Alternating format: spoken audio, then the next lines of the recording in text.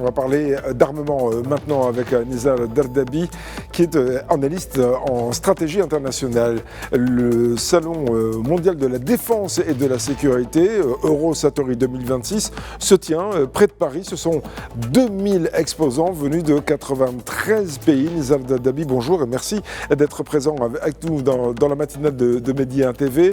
Vous êtes à Paris pour assister à ce salon Eurosatory. La grande star, cette année, il y en a deux. C'est d'une part les drones et de l'autre l'intelligence artificielle, et parfois les deux sont mêlés.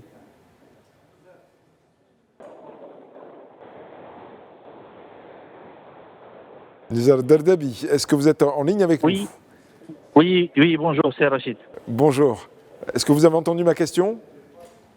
Oui, je vous entends très bien. Malheureusement, il y a un problème de connexion par l'image, mais je vous entends très bien. C'est pas très grave. L'essentiel, c'est que vous nous apportiez votre éclairage, même ici, on n'a pas votre image. Je disais donc, ce salon Eurosatory 2026, c'est quand même un salon qui est gigantesque. Ce sont 93 pays qui sont représentés, quelques 2000 exposants, et je disais, cette année, il y a deux stars. C'est le drone et l'intelligence artificielle, et que parfois les deux sont mêlés. Tout à fait, c'est Rachid.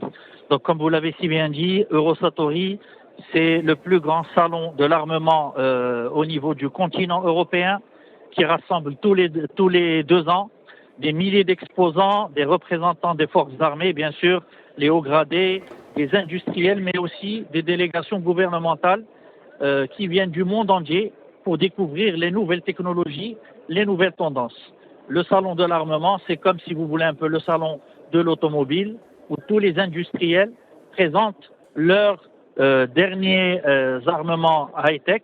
Et comme vous l'avez dit très bien, cette année, avec le contexte de la guerre en Iran et avec l'impact des drones sur le champ de bataille, on l'a vu, l'Iran, avec ses drones Shahed, a pu tenir tête à deux puissances militaires comme les États-Unis et comme Israël, grâce à cette capacité de drone. Et donc, à peu près tous les exposants, une grande partie d'entre eux, mettent en avant cette capacité d'abord d'utilisation du drone pour le renseignement, mais également pour essayer de se protéger contre les menaces de drone. Oui. Alors, ce qui est intéressant aussi, c'est que il y a les armes anti-drones qui sont présentées, parce que là aussi, quand on est attaqué par les drones, eh bien, il faut bien pouvoir les contrer. Et ces armes anti-drones, eh bien, elles sont, elles ont beaucoup été développées, notamment par les Ukrainiens qui sont très présents lors de ce salon. Effectivement, vous avez bien fait de citer les entreprises ukrainiennes. En arrivant hier au salon, j'ai fait bien sûr un petit tour sur tous les stands et j'ai vu un afflux considérable de médias, mais également d'experts et de délégations étrangères qui se sont rendus sur le stand ukrainien. Alors le stand ukrainien, en termes d'importance de superficie, n'est pas aussi grand que vous l'imaginez le stand des États-Unis, de l'Allemagne, de la France, mais c'est un stand qui concentre énormément de nouvelles technologies de drones et d'anti-drones. Et on sait bien sûr que l'Ukraine, si l'armée ukrainienne arrive à tenir tête à l'armée russe qui, il faut le rappeler, est la deuxième puissance mondiale en termes de capacité militaire après les États-Unis, c'est d'abord et surtout parce qu'elle a su maîtriser l'utilisation des drones sur le champ de bataille et bien sûr essayer aussi de contrer toutes les menaces de drones venant de son adversaire qui est l'armée russe, qui elle aussi a des capacités de très haut niveau dans le domaine du drone.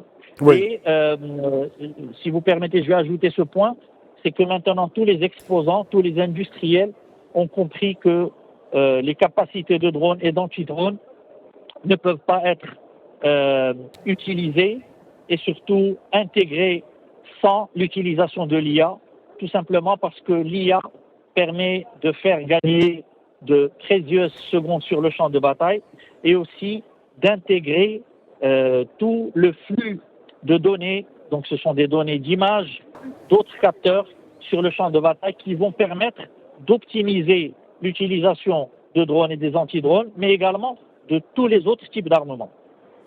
Nizar Dardabi, est-ce que vous pensez, et ce sera une de mes dernières questions, pas forcément la dernière, mais est-ce que vous pensez que l'ère du temps est à l'armement low cost? Parce que c'est vrai que sur les terrains de bataille qu'on a vus récemment, que ce soit en Ukraine qu'on vient d'évoquer, mais que ce soit aussi entre l'Iran et les États-Unis qu'on a évoqué auparavant, je pense aussi au proxy des Iraniens, c'est-à-dire le Hezbollah, ou encore du côté des Houthis qui sont au Yémen, qui utilisent de l'armement low cost, mais qui cause beaucoup de problèmes aux armées régulières.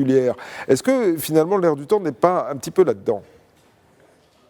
Alors effectivement, cher Rachid, dans des conflits asymétriques, c'est-à-dire où on a des armées ou des milices comme le Hezbollah qui fait face à l'armée israélienne, l'armée israélienne considérée comme une armée parmi les plus puissantes, d'abord de par son armement, son matériel, sa flotte d'avions de chasse qui est très importante et qui intègre des avions de chasse de dernière génération, comme les F-35, mais également les F-15 et tout un tas d'autres aéronefs, mais également une flotte de drones parmi les plus importantes.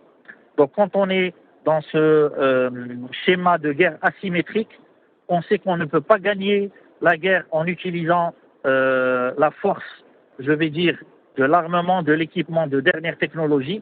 Donc, ces milices, comme le Hezbollah, vous avez bien fait de le citer, utilisent l'effet low cost, c'est-à-dire utiliser des armes à faible coût pour essayer de saturer les défenses ennemies. C'est ce qu'a réussi à faire l'Iran. Donc, il faut rappeler que l'Iran a tenu tête à des pays comme les États-Unis et Israël, mais l'Iran aussi, grâce au low cost, grâce à ces drones Shahed, su fabriquer dans ces chaînes de production à faible coût, a pu d'abord s'attirer les systèmes de défense antiaériens israéliens, mais également les systèmes de défense antiaériens de beaucoup de pays du Golfe, comme l'Arabie Saoudite, les Émirats et Qatar, que l'Iran a ciblés.